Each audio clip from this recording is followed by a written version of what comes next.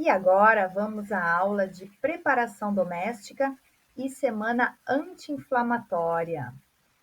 Bom, vamos ver o que isso significa na prática. Em primeiro lugar, eu gostaria de falar para vocês conceitos do grau de processamento dos alimentos.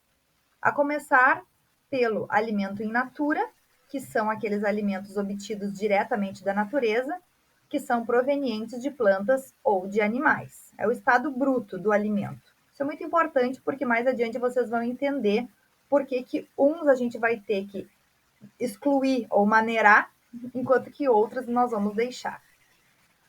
Depois do alimento in natura, ele é minimamente processado. Quando os alimentos in natura passam por alterações mínimas de limpeza, de empacotamento, de secagem, de desidratação, não é agregado nenhum aditivo, nada, é só um processamento para limpar ou fazer com que dure mais através de métodos não invasivos. Depois do minimamente processado, tem o processado, que são alimentos feitos por meio da adição de açúcar, gordura, sal ou outro ingrediente culinário em alimentos in natura ou minimamente processados para torná-los mais duráveis e mais agradáveis ao paladar. Porque quando nós adicionamos um ingrediente como sal, açúcar e gordura, a tendência é que ele fique mais palatável e às vezes dura um pouquinho mais também, tá?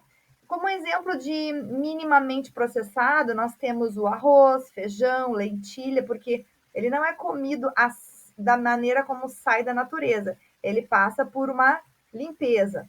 O processado, nós temos alimentos em conserva, extrato de tomate, que vai sal, açúcar, frutas em calda ou cristalizadas, carne seca, né? Todas essas coisas. Agora, o alimento ultraprocessado que está aqui são produtos fabricados com pouco ou nenhum alimento in natura e que levam muitos ingredientes de uso industrial, como corantes, aromatizantes, realçadores de sabor, como aquele glutamato monossódico ou aginomoto, né? Além de adição de açúcar, sal e gorduras.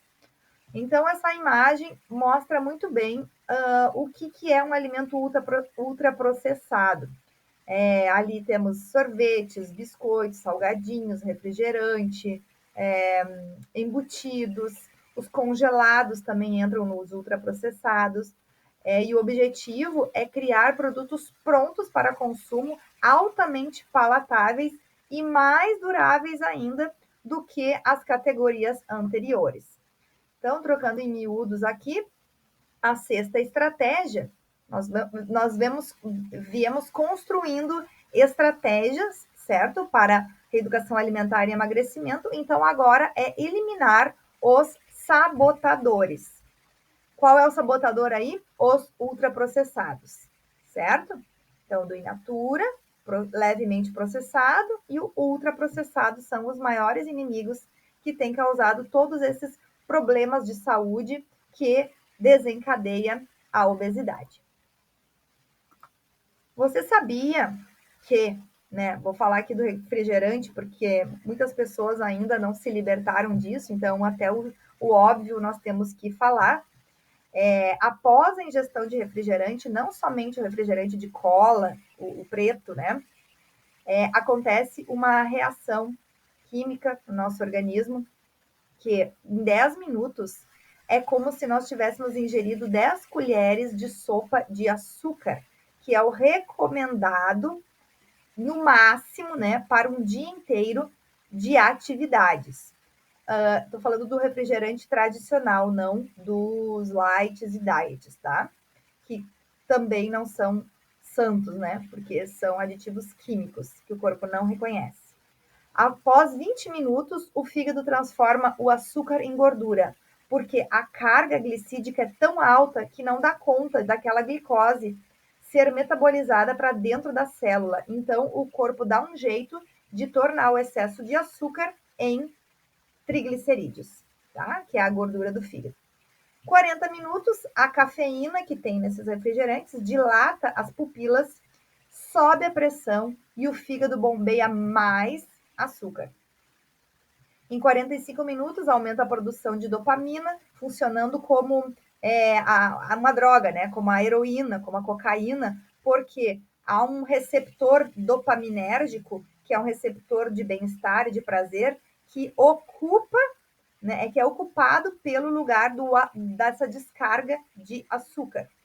E depois de uma hora, você urina, eliminando cálcio, magnésio e zinco, que certamente farão falta para o seu organismo. Porque ali, aqui não está falando, mas o refrigerante, esses refrigerantes são muito ácidos, porém nós não percebemos ao paladar, porque eles são adicionados de muito açúcar e também sal. Também tem sódio bastante, que é para calibrar o gosto muito doce. Então, é que nem tomar, vocês já tomaram soro, né? Sorinho caseiro no copo. Quanto mais açúcar coloca, tem que equilibrar com o sal. Não é que vai sumir o açúcar, você só não vai sentir. E essa é uma estratégia muito utilizada pela indústria de refrigerantes para causar mais dependência e mais sede, porque esta bebida não mata a sede, ela foi criada para gerar dependência e mais sede ainda. Então, aquela sensação de frescor que vem com o gás e com o ácido fosfórico que tem ali, são puramente ficciosos, né? Fictícios, como se diz. Há uma acidez muito grande perto do pH do nosso estômago, né? Abaixo de 2, o que causa problemas gástricos e não traz um benefício além de remover, tá? Então, o refrigerante é uma bebida, eu não vou dizer nenhum alimento, porque não dá para considerar um alimento, tá? Que não dá para negociar nessas alturas do campeonato, certo? Bem, próxima estratégia é organizar a cozinha. Essa parte eu gosto muito de falar, porque já é metade do caminho andado. Por que organizar a cozinha? Pensam, gente, que isso é uma jornada, tá? É uma corrida de maratona. Ela é longa, esse processo de aprendizado para o emagrecimento, para se curar de problemas crônicos. Então, um preparo é muito importante, como se fosse uma viagem. Ninguém sai assim a viajar sem fazer as malas, ver documentação, ver se tem dinheiro, ver se está com roupa adequada para o local. Então, são muitas coisas que tem que se pensar antes de se atracar assim, achar que tá, todo mundo fez, então eu vou fazer e vai dar certo. Não, todo mundo que fez e deu certo foi porque seguiram esses passos, principalmente o da organização, tá? Da cozinha, da despensa, da geladeira. Então, isso inclui providenciar frascos de vidro, potinhos de plástico, marmitas para quem né, vai levar para o trabalho, para a faculdade, bolsa de marmita, se estruturar para que isso não funcione somente quando se está em casa, mas quando se sai também para uma viagem ou algum trabalho, tá? Pote reciclado, pote novo, vidro, acrílico, qualquer coisa, tá?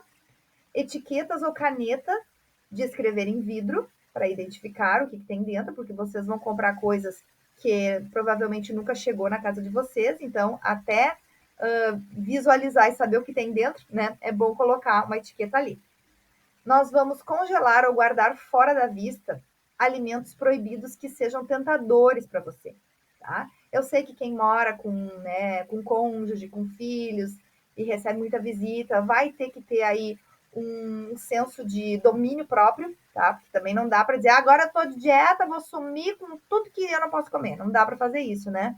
Mas, na medida do possível, se você mora sozinho ou se está de acordo com o resto dos membros da família, faça isso para facilitar. Providenciar também medidores caseiros ou balança digital de cozinha é muito bom para se ter noção do quanto está comendo.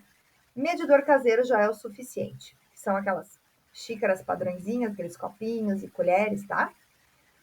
Organizar legumes ralados, refogados na geladeira, porções congeladas e saladas variadas, lavadas para a semana. Isso eu vou falar daqui a pouquinho.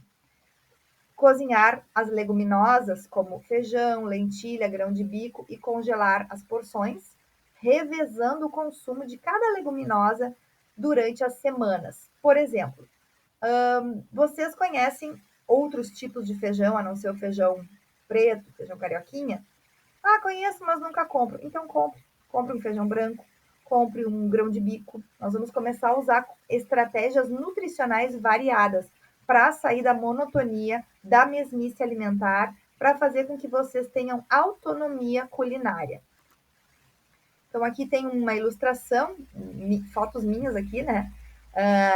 Aqui no cantinho são forminhas, congelar em forminhas a água do cozimento do frango desfiado. Eu cozinho geralmente 2 ou 3 peitos de frango com osso numa panela de 5 litros, que eu tenho de pressão, né? Tempero bem, não ponho nada de gordura, mas tem sal, tem pimenta, tem orégano, enfim, várias coisas, temperinhos, que vai incorporando no frango e ao mesmo tempo formando um verdadeiro caldo de frango, tá?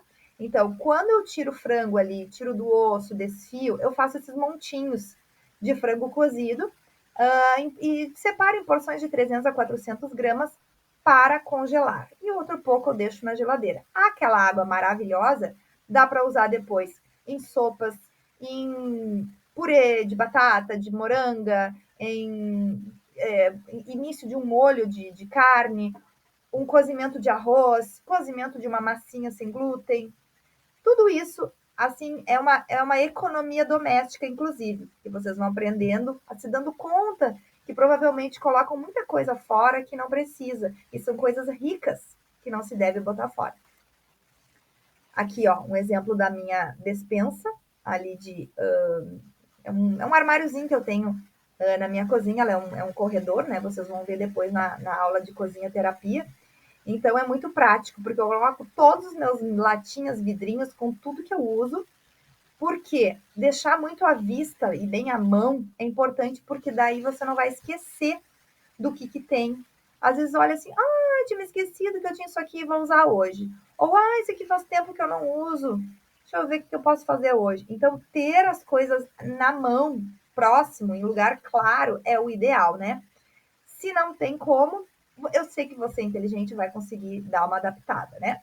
E no congelador ali, ó, potinhos, tudo, olha ali, tem grão de bico, tem feijão, alho poró, couve picadinho, moranga, e assim vai. Ali, aquele dia que meu congelador tava cheinho e eu resolvi fotografar, porque me poupa muito serviço quando eu vou cozinhar algo. Eu gosto de cozinhar um pouco a mais, que é para sobrar ali na geladeira uns 2, 3 dias de, de comida requentada, que eu não tenho problema nenhum com isso.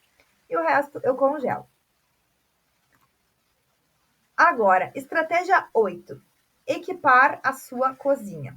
Aqui eu coloquei uns utensílios que eu não acho assim, são todos indispensáveis. Eles são úteis, tá? Dá para viver sem? Dá. Mas para quem vai incorporar esse estilo de vida, vocês não vão se arrepender de ter um mixer de mão, que nem aquele do cantinho ali, que é um mixer que dá para fazer coisas assim, triturações de cebola, de alho, dá para fazer coisas líquidas, cremosas, e acho que uns R$ 150 por aí. Um de inox, eu recomendo de inox, com essa haste, porque muitas vezes para começar uma sopa de legumes, eu geralmente começo com água e moranga. E aí eu coloco esse mixer dentro daquela sopa quente, e aí esse inox aguenta, porque as hastes de plástico não são boas, elas são menos duráveis. Claro, o instrumento vai ser mais barato, mas é um barato que, né, não agrega. Os medidores caseiros ali em cima, né, que são, cuidem para comprar medidores brasileiros, porque tem muita coisa nessas lojas chinesas que são bonitinhas, mas na hora de chegar no Brasil, eles vêm tudo em inglês. Aí tu não sabe o que é o quê. O que é esse? O que é aquele outro? Quando eu falo, 1/4 de xícara, meia xícara, se o medidor não for brasileiro, aí fica complicado se você não sabe inglês, né? Também temos ali forminhas de silicone, que pode ser esse kitzinho assim único, ou as forminhas individuais, muito útil. Uma omeleteira, que nem aquela ali que vira de um lado para o outro, que é a mais baratinha que tem, para fazer bolinhos, panquequinhas. A máquina de waffle, Eu não tenho né, máquina de waffle e nem a omeleteira, né? O que eu tenho é essa frigideira vermelha ali, que ela é da Polishop. Se vocês entrarem no site da Polishop, vocês vão ver que frigideiras maravilhosas, duráveis, não é um teflon, é um antiaderente de uma tecnologia diferente. Tem um fundo grosso, isso faz com que as preparações que eu vou ensinar muito aqui de bolos de frigideira doce, salgado e panquecas, elas não grudam e também não ficam queimadas, secas embaixo, enquanto que em cima está mole, cru. Então, é um baita investimento, na minha opinião, o mixer e a frigideira. Principalmente se tiver uma tampa em cima, que é para fazer aquele abafamento, fazer tipo um forninho quando está cozinhando. Aqui queria falar de algumas técnicas de congelamento e aproveitamento dos alimentos nessa parte de organização, né? Eu quero dizer para vocês que é possível congelar legumes crus, como abobrinha, repolho, cenoura, beterraba, ralado no grosso ou picadinha para não largar muita água. Tem pessoas que ralam no ralador fininho, que fica um fiozinho muito fininho. Isso faz com que o legume largue muita água. E aí perde muita fibra e depois do congelamento ele fica, sabe, uma papa. Então, ralem ou piquem os legumes e congelem. Minha dica, tá? Ralem no grosso, aquele que fica um fiapo grande e grosso. Já os legumes que já foram levemente refogados, eles ficam bons no descongelamento e também podem ser adicionados a uma quinoa cozida, por exemplo, num prato único. Por exemplo, vou fazer um arroz com legumes que eu vou tirar do congelador. Como às vezes a gente compra sacos de legumes, né, seleta de legumes congelado no mercado, você também pode fazer a sua, de leguminhos picados, um saquinho de seleta de legumes congelados e quando usar, tira do congelador e já põe direto no fogo, tá? E a dica que eu coloco ali, quando refogar, deixa mais para durinho, ainda para que não se perca as fibras no cozimento e também no congelamento. O congelamento também faz perder estrutura, volta tudo amolecido, então não cozinhe bastante antes. Eu sou da opinião de que eu só congelo um refogado se eu já fiz e sobrou, porque congelar, eu vou refogar para congelar, aí não é uma coisa inteligente. É melhor congelar ele cru. Frutas, a mesma coisa. Várias frutas podemos congelar, como ali, ó, morango, abacaxi. Depois dá para fazer até um sorvetinho, sabe? Só de um leite vegetal ou a própria água do suco. Ali deve ser de manga com melão ou com abacaxi, aqueles sorvetinhos, sabe? Que dá para colocar em forminhas ou em frascos de vidro. Mas o pulo do gato aqui, para a fruta não ficar um bloco único todo grudado, é bom colocar numa travessa de vidro ou numa tábua, toda a frutinha picada, assim, unitariamente separada um da outra, dá um pré-congelamento e retira. Daí pega esses pedaços e daí junta num recipiente único, porque esse pré-congelamento faz com que ela não grude uma na outra. Na hora de querer pegar só umas 2, 3 porções da fruta, não precisa pegar aquele bloco inteiro e soquear com um garfo, com a colher, sabe? Então, dica de quem já sofreu aqui. Faça um pré-congelamento antes, um pedacinho separado do outro, e depois junte, tá? Banana dá, abacaxi, todas essas frutas dá. Só que quando descongelar, elas vão estar completamente amolecidas. Por isso, tem que ir diretamente para um suco ou para um sorvetinho. Então, nesta primeira semana, nós vamos fazer uma dieta qualitativa anti-inflamatória. Antes de fazermos a dieta detox, que é da semana que vem, preciso preparar vocês, como eu já estou falando, né?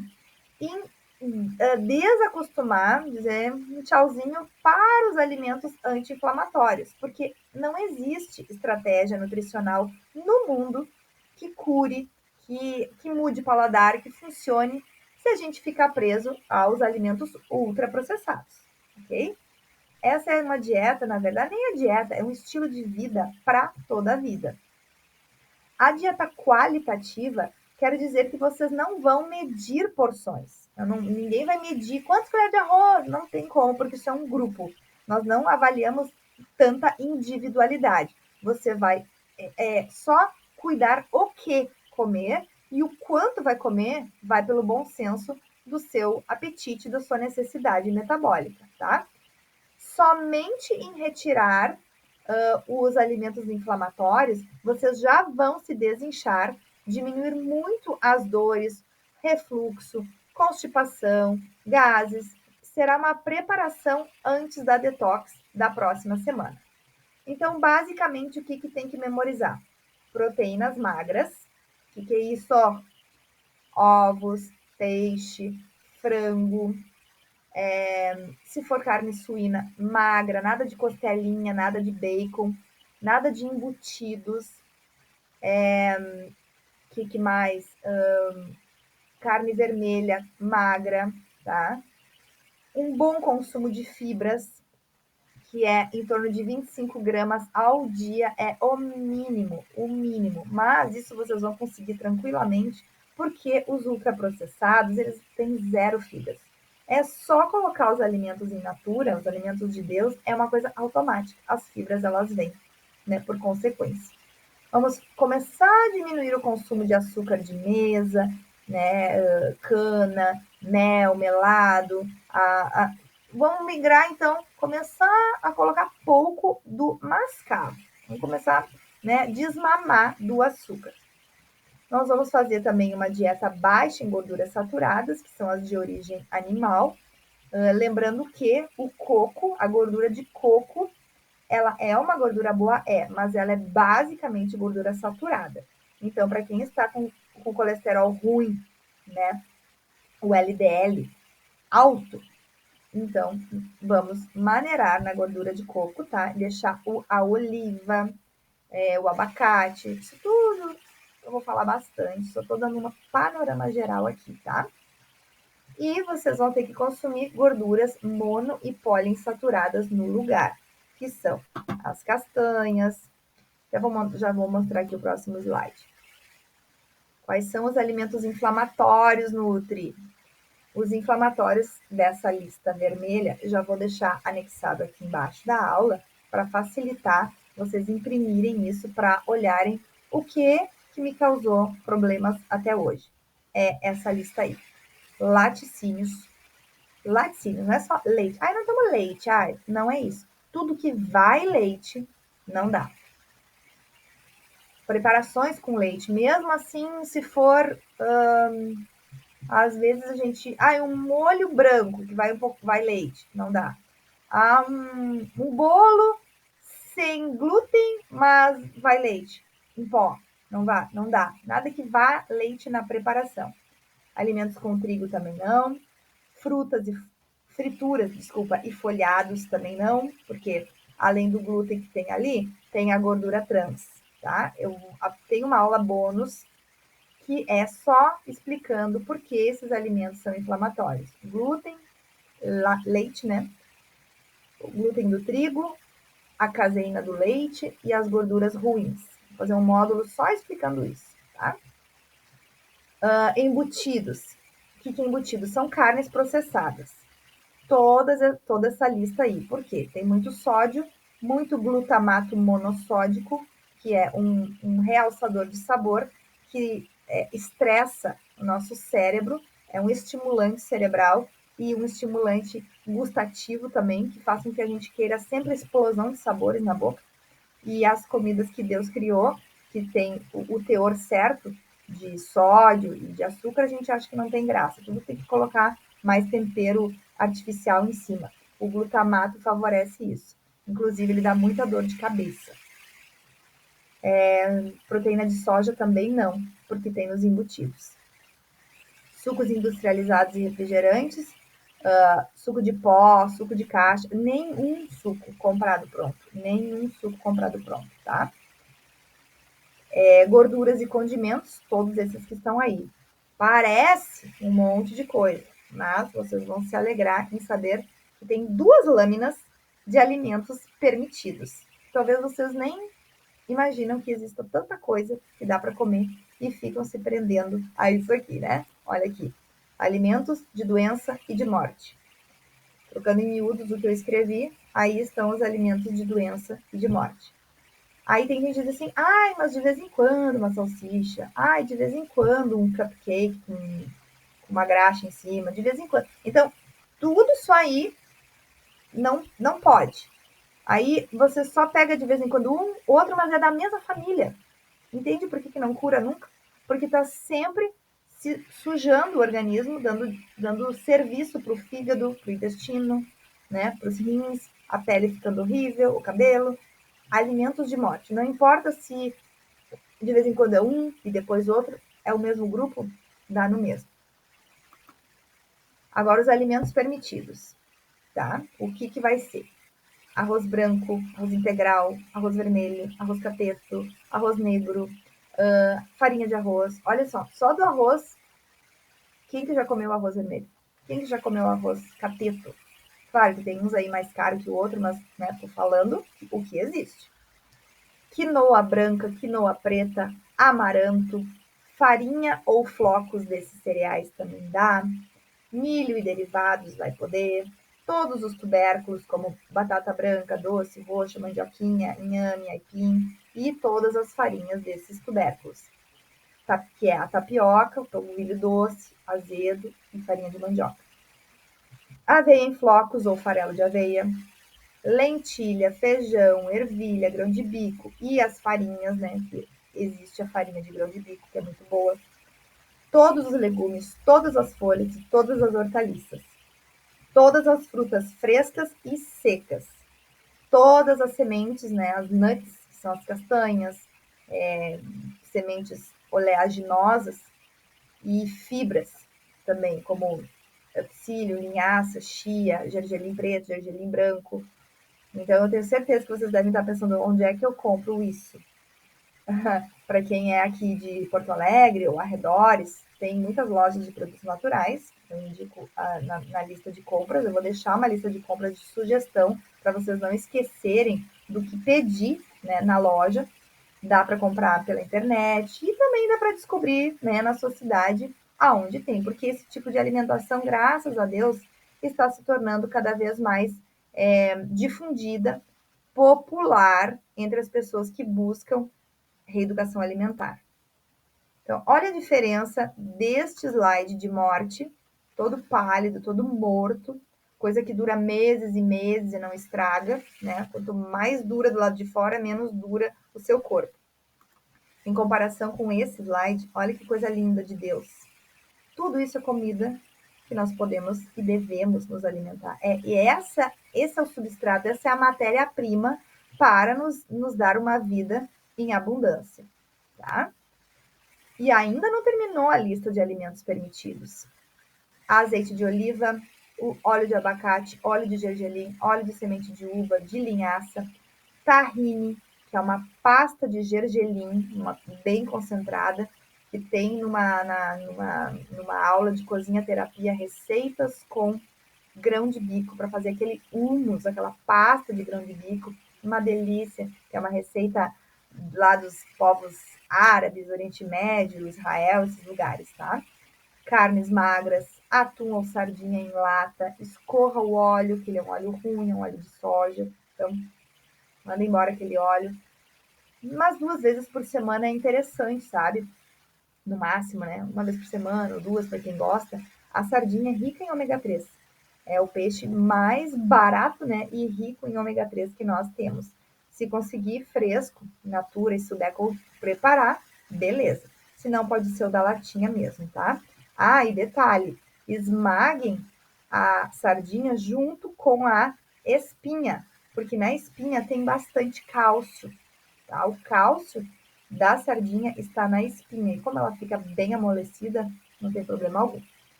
Ovos, todos os tipos estão permitidos. Chocolate acima de 60% é o ideal. Leite de coco, de aveia, de amêndoa, leite de castanha. Já que tiramos os laticínios, nós vamos para os leites vegetais. Café passado, pode ser solúvel ou em pó, né, para passar.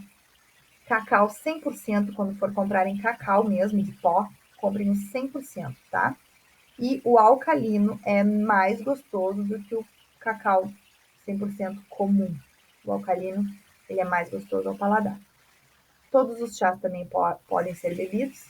Sucos naturais de limão e de maracujá. Se for de outra fruta, consumir sempre com o bagaço. Por quê? Por causa da fibra. Quando a gente tira só o docinho da fruta, a gente torna aquilo uma bomba calórica, porque a fibra entra para baixar o índice glicêmico, tá? Molho de mostarda pode, vinagre de maçã pode, só o ketchup que não, porque o ketchup tem muito açúcar e ele é feito com tomate de quinta categoria, né?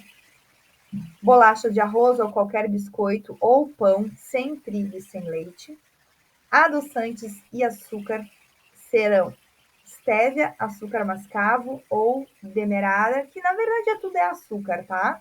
Só que eles passam por um grau de refinamento menor, então eles têm mais minerais. Agora, a quantidade calórica não muda tanto, tá? Então, só para ir desapegando nessa primeira semana, porque a tendência depois é diminuir bastante, tá? E até zerar por um tempo.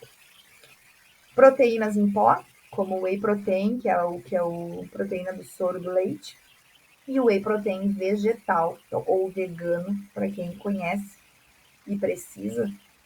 Se quiser falar comigo depois no grupo, né, perguntar, eu dou algumas dicas sobre isso. E aqui, olha só, coisa mais linda, as receitinhas. Aquilo ali, ó, são ideias, não sei se vocês já ouviram falar, de leite vegetal com chia dormida ou aveia, com frutinha, com coquinho, porque muitas pessoas têm aquela coisa de se apegar muito no café da manhã à base do pão, mas tem muita coisa que dá uma saciedade incrível pela manhã, como ovos, como esse leite vegetal embebido assim na chia e na aveia, dá uma saciedade muito mais prolongada e não dá aquele estufamento, aquele panção, aquele pico glicêmico que depois dá sono, que dá mais fome ainda, né? Panquequinhas, tem tudo na aula de cozinha terapia. Vão olhando intercalado, assim, ó, para ter uma ideia.